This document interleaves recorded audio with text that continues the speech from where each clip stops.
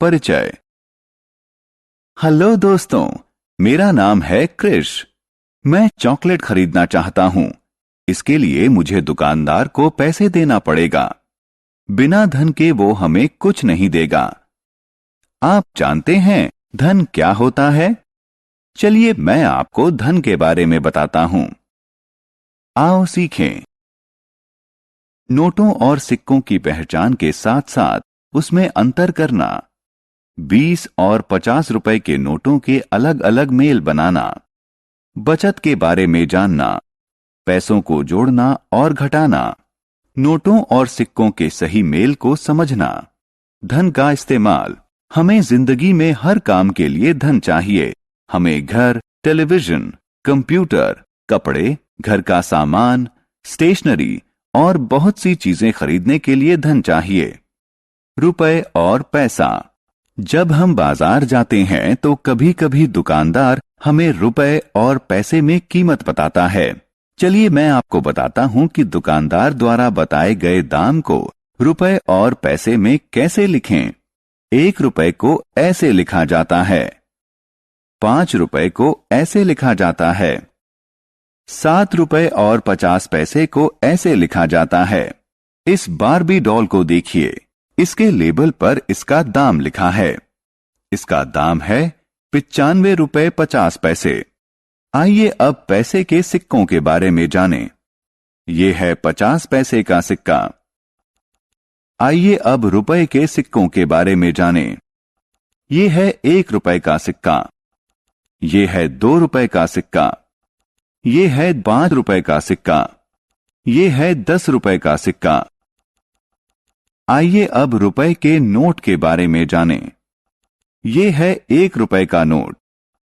ये है 2 रुपए का नोट। ये है 5 रुपए का नोट।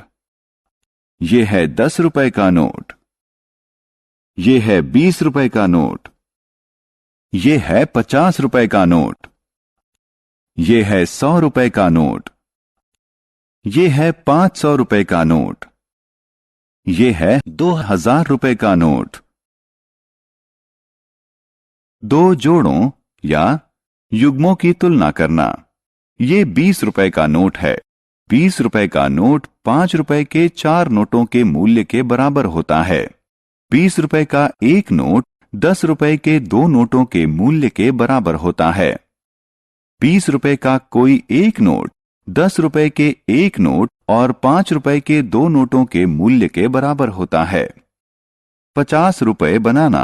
इसी तरह 50 रुपए का कोई नोट 10 रुपए के 5 नोटों के मूल्य के बराबर होता है।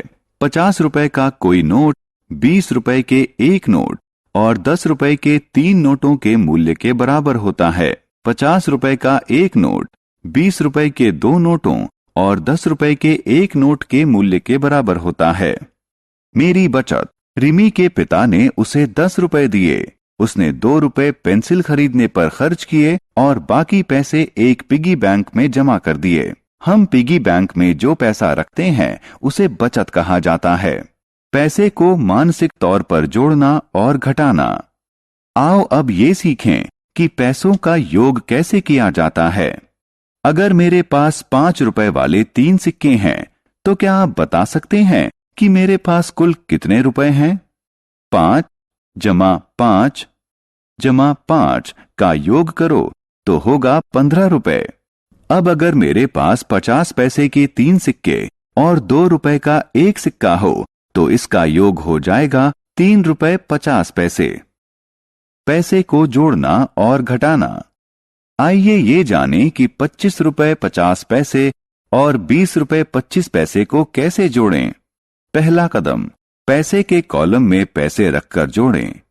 50 जमा 25 बराबर 75 पैसे। अब 75 को पैसे वाले कॉलम के नीचे लिखिए। दूसरा कदम, रुपए वाले कॉलम में मौजूद संख्याओं को जोड़िए।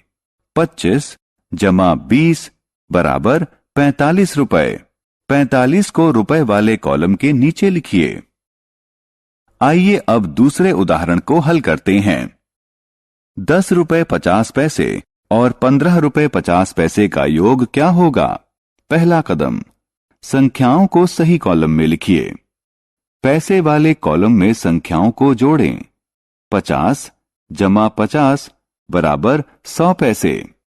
लेकिन हम जानते हैं कि 100 पैसे 1 रुपए के बराबर होते हैं, इसलिए हम पैसे वाले कॉलम के नीचे 2 जीरो लिखेंगे और 1 को रुपयों की तरफ ले जाएंगे। दूसरा कदम, रुपए वाले कॉलम में संख्याएं लिखिए। 1 जमा 10 जमा 15 बराबर 26 रुपए। रुपए वाले कॉलम के नीचे 26 लिखें। आइए अब पैसे को घटाना सीखें। 40 रुपए 75 पैसे में से 10 रुपए 25 पैसे घटाइए। पहला कदम, पैसे वाले कॉलम में संख्याओं को घटाएं। 75 घटा 25 बराबर 50। अब 50 को पैसे वाले कॉलम के नीचे लिखें। दूसरा कदम, संख्याओं को रुपए वाले कॉलम में घटाएं। 40 घटा 10 बराबर 30। 30 को रुपए वाले कॉलम के नीचे लिखें। सही मेल। आइए नोटों और सिक्कों के सही मेल के बारे में जानें। 5 रुपए का एक नोट 1 रुपए के 5 सिक्कों के योग के बराबर होता है।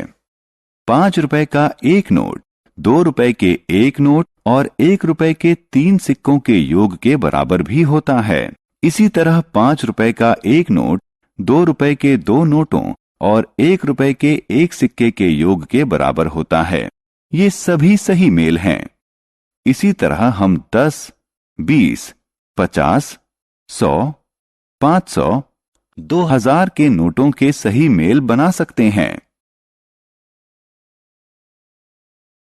हमने क्या चर्चा की?